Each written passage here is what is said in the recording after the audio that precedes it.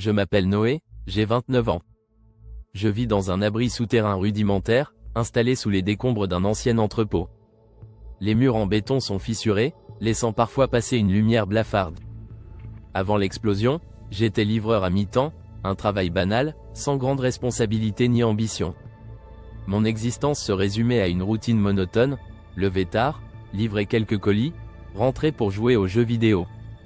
Aujourd'hui, chaque instant est consacré à rationner l'eau, gérer mes maigres provisions et surveiller un compteur Gégère rafistolé qui clignote plus souvent que je ne le voudrais.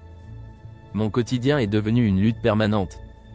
Le monde que je connaissais a disparu, remplacé par un paysage hostile, toxique, où chaque sortie peut être la dernière. Je revois encore ce jour où les sirènes ont retenti. Le son strident s'est gravé dans ma mémoire, suivi des annonces paniquées à la radio, une attaque imminente. Prenez refuge. J'étais dans ma voiture, sur le chemin d'une livraison. Les rues étaient en proie au chaos, des klaxons incessants, des cris de panique, des embouteillages monstres. Les gens couraient dans toutes les directions, hurlant, pleurant, portant des enfants ou des valises comme si cela pouvait changer quelque chose. Moi, j'étais à l'intérieur de cet entrepôt, livrant un colis insignifiant. Par instinct ou par chance, j'ai bloqué la porte avec tout ce que j'ai trouvé. J'espérais que les murs épais de béton me protégeraient. Le souffle de l'explosion m'a fait vaciller, me laissant avec un bourdonnement dans les oreilles et un goût de métal dans la bouche. Mais j'étais vivant. Cette chance a un prix que je paye chaque jour. Je pense souvent à Louise, ma sœur. Elle est restée dans notre appartement familial, un petit 2 pièces au dernier étage d'un immeuble en banlieue. Refusant de croire que tout cela pourrait arriver, elle avait dit « Ils exagèrent toujours, tout va s'arranger. » Nous n'avions pas prévu qu'un jour, tout s'effondrerait. Sa voix me revient parfois, comme un écho lointain, me rappelant les disputes futiles, les repas partagés, et ce rêve qu'elle avait de partir à l'étranger pour ses études. Elle me manque. J'ignore si elle a survécu, si elle a trouvé un abri quelque part ou si elle a péri comme tant d'autres. Chaque pensée pour elle est un mélange d'espoir et de culpabilité. Peut-être aurais-je dû insister pour qu'elle me suive. Les réserves de nourriture s'épuisent dangereusement. Je compte les boîtes de conserve, 3 soupes déjà entamées, une boîte de haricots, 2 barres énergétiques. L'eau filtrée devient rare, et chaque goutte est précieuse. Le filtre improvisé que j'ai fabriqué commence à se boucher, rendant chaque purification plus lente et moins efficace. Je sais que je dois sortir. Explorer. Trouver des ressources. Mais l'idée de braver les radiations me glace. Mon compteur Gégère clignote souvent dans la zone rouge, un rappel constant du danger invisible qui m'entoure. Chaque décision est un pari, chaque pas dehors peut être le dernier.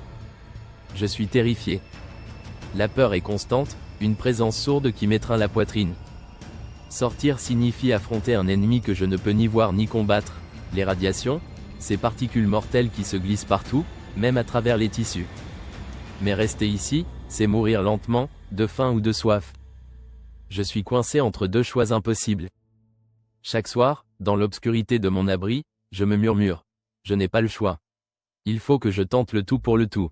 Les mots sonnent creux, mais ils sont tout ce qui me reste pour avancer. Louise me revient en mémoire. Elle avait l'habitude de me réprimander. T'es trop imprudent, Noé. Tu fais toujours n'importe quoi. Ces mots, que je détestais autrefois, résonnent maintenant comme un avertissement. Je revois son visage, son regard inquiet chaque fois que je prenais des risques inutiles.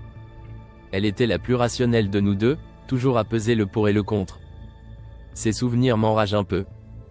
Peut-être que si elle était ici, je serais moins seul, moins démuni. Ensemble, nous aurions pu trouver une solution.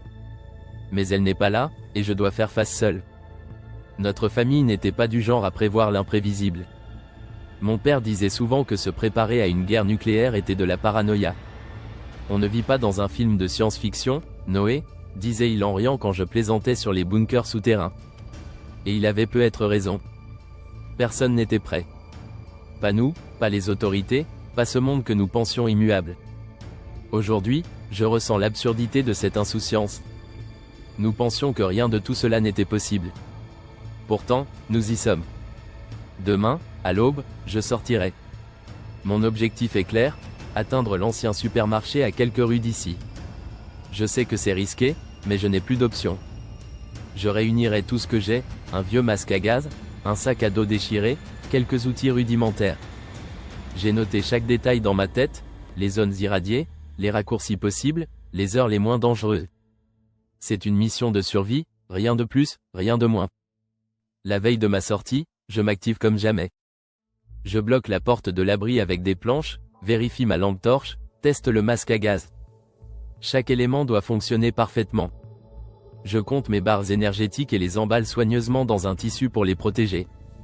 Je dessine mentalement un itinéraire, évitant les zones que j'ai identifiées comme hautement irradiées. Chaque détail compte. Je ne peux pas me permettre d'être impréparé. Alors que je m'assure que tout est en ordre, je capte une transmission sur une fréquence radio basse. Une voix fatiguée et rauque. Ici Mathieu, abri 12. J'ai besoin de filtres d'air. Si quelqu'un m'entend, je réponds brièvement, promettant de chercher des filtres si j'en trouve. En échange, il me donne un code d'accès à son bunker, une possibilité en cas d'urgence. À l'aube, je sors. Le compteur GGR bip déjà dans l'orange. Le ciel est sombre, l'air lourd. Mes yeux me brûlent sous le masque. Je progresse lentement, évitant les gravats et les ruines instables. Chaque pas est une lutte contre l'environnement. L'odeur métallique et l'atmosphère pesante rendent la progression d'autant plus difficile. Je garde mes pensées focalisées sur l'objectif, atteindre le supermarché. Je tombe sur un vieil officier militaire mort, près d'une Jeep renversée. En fouillant son sac, je découvre des documents parlant d'un plan d'évacuation avorté. Une clé métallique, marquée d'un numéro, attire mon attention. Je n'ai aucune idée de ce qu'elle pourrait ouvrir, mais sa présence réveille un espoir inattendu. Peut-être y a-t-il encore des choses à découvrir, des secrets cachés par ce monde détruit. Ces documents racontent une histoire de chaos, des forces militaires ont tenté de gérer la crise, mais tout s'est effondré. La clé m'intrigue. Est-elle liée à un coffre ou une porte importante? L'espoir d'un équipement utile renaît, mais je me concentre sur ma priorité, atteindre le supermarché. Je décide de noter mentalement la direction mentionnée dans les documents. Si je survis à cette expédition, je tenterai peut-être de rejoindre cette base militaire. Mais pour l'instant, ma vie dépend de ce que je peux trouver au supermarché. En chemin, je croise une autre survivante, Lisa, qui fouille les débris. Elle cherche des médicaments pour sa mère malade.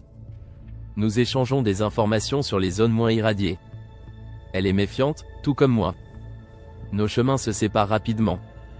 Je passe devant les ruines de mon ancien lieu de travail. Tout est enseveli. Un flash m'assaille, je revois mes collègues et moi, insouciants, riant dans la salle de pause. Je me fige, submergé par la perte, mais je dois continuer. Rien ne m'attend ici. J'arrive enfin près du supermarché, partiellement écroulé. Le compteur GGR bip dans le rouge. L'air est étouffant. Je prends une profonde inspiration, conscient que chaque seconde ici est une menace mortelle. Des bruits émanent de l'intérieur, peut être des pillards ou des bêtes. En fouillant les rayons, je tombe sur un homme armé. Il me fixe, menaçant. Je lève les mains, expliquant mon besoin de provisions. Après une tension palpable, il accepte un échange, je lui donne la clé militaire, et en retour, il me laisse prendre quelques boîtes de conserve, des filtres à eau et un vieux couteau rouillé. Mon cœur bat la chamade tandis que je récupère les objets. L'homme reste sur ses gardes, surveillant chacun de mes mouvements. Alors que je m'éloigne, je sens son regard brûlant dans mon dos. Cette rencontre m'a laissé épuisé, mais je suis vivant. En sortant du supermarché, le sac lourd sur mon dos, je ne peux m'empêcher de réfléchir à mon choix. Cette clé représentée peut être une chance d'accéder à un endroit sécurisé ou à des ressources précieuses. Maintenant, elle est entre les mains d'un étranger armé. J'ai échangé un espoir futur contre une survie immédiate. Alors que je marche parmi les décombres, le compteur GGR s'agite. Je dois accélérer, retourner à mon abri avant que les radiations ne me rattrapent. Chaque pas est plus difficile que le précédent, mais je m'accroche à la pensée que j'ai au moins gagné quelques jours de répit. Alors que je m'approche de mon abri, je réalise que je ne suis plus la même personne qu'avant. Ce monde m'a forcé à m'endurcir, à faire des choix que je n'aurais jamais envisagés auparavant. Échanger la clé était peut-être une erreur, mais dans ce moment précis, c'était une question de survie. Je repense à Louise, à ce qu'elle aurait fait à ma place. Elle aurait sûrement trouvé une solution plus intelligente, plus morale. Moi, je me contente de survivre, et c'est tout ce qui compte pour l'instant. De retour à mon abri, je rallume la radio pour tenter de contacter Mathieu. Sa voix faible répond, empli de soulagement lorsque je lui annonce que j'ai trouvé des filtres. Ce n'est pas grand-chose, mais cela pourrait prolonger sa survie. Nous convenons d'un point de dépôt sécurisé où je laisserai les filtres le lendemain. Quant à Lisa, je n'ai pas de nouvelles. Peut-être a-t-elle trouvé les médicaments qu'elle cherchait, ou peut-être a-t-elle succombé aux dangers de ce monde. Ces interactions fugaces me rappellent que, malgré tout, je ne suis pas totalement seul. Je réorganise mon abri avec les nouvelles provisions. Les boîtes de conserve et les filtres à eau sont soigneusement rangés. Le vieux couteau, bien que rouillé, est aiguisé autant que possible. Chaque geste est méthodique, presque automatique. Je note dans mon carnet l'état de mes réserves, le temps approximatif que je pourrais tenir avant de devoir repartir en quête de ressources. Cette routine me donne une illusion de contrôle dans un monde où tout semble hors de portée.